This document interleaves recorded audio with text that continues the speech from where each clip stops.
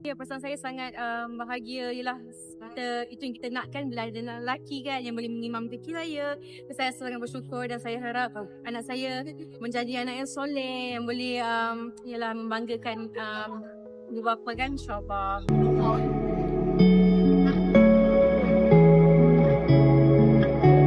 Takut. Sebenarnya saya takut, saya berat sangat title tu sebab orang first kali orang baru belajar sangat banyak benda yang saya harus belajar. Tapi apa yang saya share di tag di media sosial bukan yang tunjukkan saya memang dah orang kata dalam fasa yang memang apa yang saya cakap semua saya dah buat, bukan. Apa yang saya share tu memang saya tengah belajar, saya sama-sama kita semua belajar sama-sama.